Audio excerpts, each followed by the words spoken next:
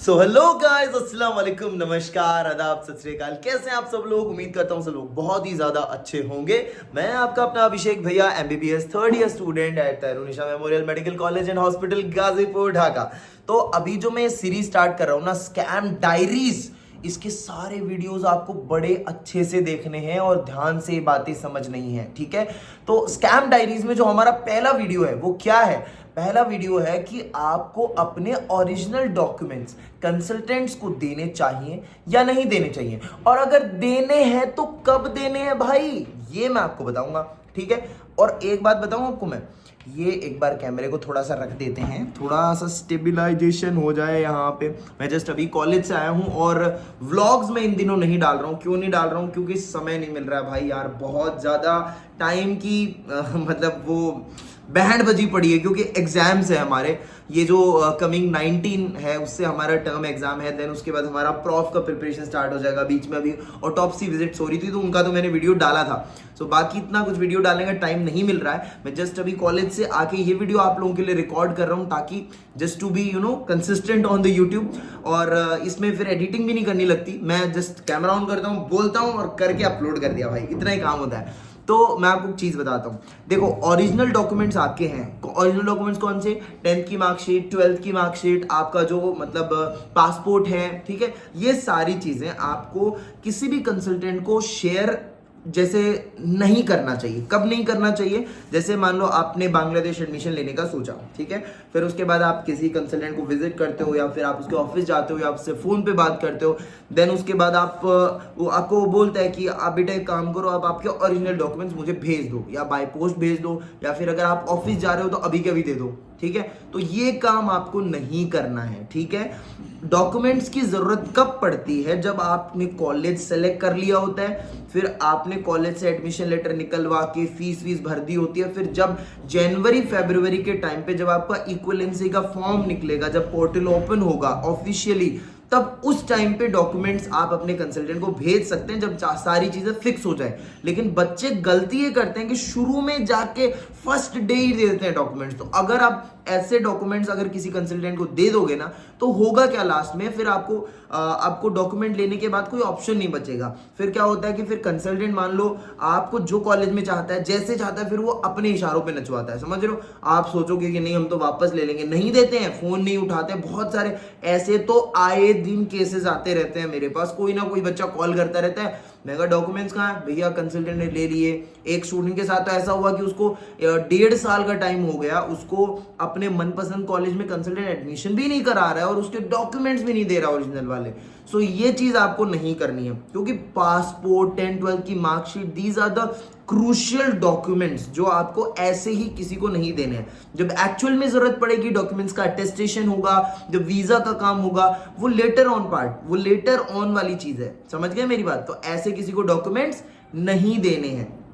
और दूसरी बात, ऐसे ही आपके छोटे छोटे जो डाउट्स हैं, बहुत सारी चीजें जो मैंने एक्सपीरियंस की ओवर द टाइम, जब क्योंकि बच्चे फोन करते हैं, भैया मेरे साथ ऐसा हो गया, भैया मैंने इस कॉलेज के नाम पे पैसे भरे थे, फिर देन उसके बाद मुझे पता लग रहा है मेरा इस कॉलेज में एडमिशन हुआ है, या फिर मेरे को किसी ने बोला कि मैं आपका सार्क में एडमिशन करा दूंगा, या किसी कंसल्टेंट ने बोला कि मैं सार्क में एडमिशन करा दूंगा। तो ये सारी चीजें जो है ना, इससे बहुत सावधानी से करना है यार। आप अगर स्टूडेंट्स देख रहे हैं तो मैं उनको बोलता हूँ कि यार आपके मम्मी पापा की मतलब जीवन भर की सेविंग्स है। हम लोग सब लोग जो बांग्लादेश आ रहे हैं, ऑब्वियसली बात है, कोई बहुत ज्यादा अमीर तो है नहीं, कोई अमीर होता तो इंडिया में प्राइवेट ले लेता। तो हम लोगों का सबका एक बजट का उतना ही रहता है, बहुत मेहनत से कमाया गया पैसा है। तो आप ऐसे ही वो नहीं करना है आपको, समझ रहे हो? सोच समझ के डिसीजन लो, सोच समझ के कॉलेजेस चूज करो, ठीक है? और ऐसे ही छोटी छोटी चीजों पे छोटे छोटे वीडियोस जो है वो मैं एवरी डे डालता रहूंगा, ताकि आपको इससे कुछ ना कुछ सीखने को मिले। तो आज के वीडियो में हमने सीखा कि हमें डॉक्यूमेंट्स फर्स्ट मूवमेंट पे किसी को नहीं देने हैं। इवन अगर कोई आपको बोले कि नहीं, एलिजिबिलिटी चेक करने के लिए आप मेरे को डॉक्यूमेंट्स दे दो, 10th 12th की मार्कशीट दे दो, आप मेरे को डॉक्यूमेंट्स भेजो, तभी भी आपको थोड़ा सावधान रहना है कि किसी को फोटो भी नहीं भेजना है डॉक्यूमेंट्स का। वो लेटर ऑन होता है, जब आप डिसाइड कर चुके हो तो ओके, आपको इस एक्स कॉलेज में एडमिशन लेना है, आपने कंसल्टेंट को अप्रोच किया, उसने कहा आप सर इस एक्स कॉलेज में एडमिशन करा सकते हो, ओके आप हमको एडमिशन करा सकते हो। तब इन दैट केस जब आपको श्योर हो जाए कि this is the consultant, this is the man जिसके थ्रू मैं एडमिशन कराऊंगा और ये मेरा उस कॉलेज में करा देगा जिसमें मुझे जाना है, तो फिर आप अपने डॉक्यूमेंट्स की फोटो उसको भेजेंगे। जब फोटो भेजेंगे देन वो आपको एडमिशन लेटर निकलवा के देगा।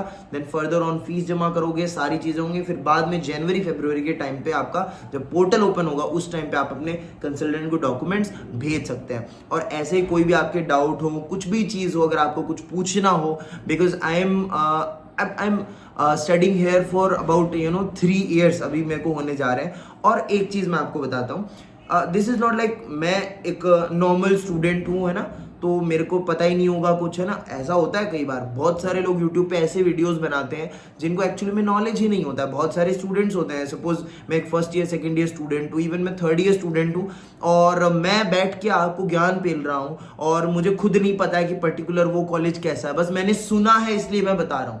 समझ रहे हो मेरी बात। लेकिन मैं यहाँ पे जब आया था मेरे को कुछ बजट का प्रॉब्लम था, तो मैंने फर्स्ट ईयर से ही बच्चों को ट्यूशंस पढ़ाना स्टार्ट किया था। So I had around 75 to 80 students in my first batch जिसमें मैं एनाटॉमी पढ़ा रहा था। फिर उसके बाद में धीरे धीरे करके सेकंड ईयर पढ़ाया, अभी मैं थर्ड बैच ले रहा हूँ, मतलब थर्ड साल हो गया मुझे एमबीबीएस के स्टूडेंट्स को पढ़ाते हुए।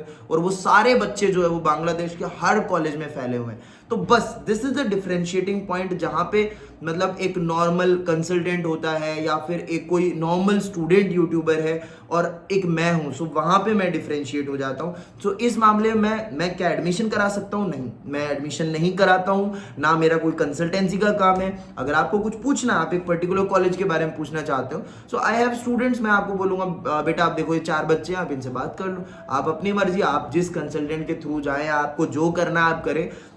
जस्ट यहाँ पे अगर आपने मुझे मैसेज किया है भैया मेरे को इस कॉलेज के बारे में जानना है, आई जस्ट मेरे को 10-15 मिनट मैं आपको दे सकता हूँ, फिर उसके बाद मैं आपको कनेक्ट कर दूंगा। आप बच्चों से पूछो, आपको अच्छा लगता है, फॉर सपोज आपने कोई कंसल्टेंट पकड़ा हुआ है, आपने कॉलेज चूज करना है, मेरी हेल्प चाहिए, आई एम देयर, आप मेरी क्लासेस ज्वाइन करिए, एनाटॉमी पढ़िए। और आपको कोई भी डाउट हो तो आप नीचे नंबर दिया गया है, कमेंट सेक्शन के अंदर आप मेरे को मैसेज कर देना, कॉल कर देना, जब भी मेरे को टाइम होगा तो मैं आपको रिस्पॉन्ड करूंगा। और कोई दिक्कत नहीं, हो सकता है मैं 3-4 दिन बाद रिस्पॉन्ड करूँ, क्योंकि कई बार यहाँ पे शेड्यूल बहुत टाइट होता है, एग्जाम्स चलते रहते हैं। So I definitely call you, but आप ये कर सकते हैं, ठीक है। सो मिलते हैं नेक्स्ट वीडियो में with a new topic. Till then take care, bye bye, see ya. अच्छा तो हम चलते हैं, फिर कब मिलोगे? अरे अगले वीडियो में, कल के वीडियो में मिलेंगे।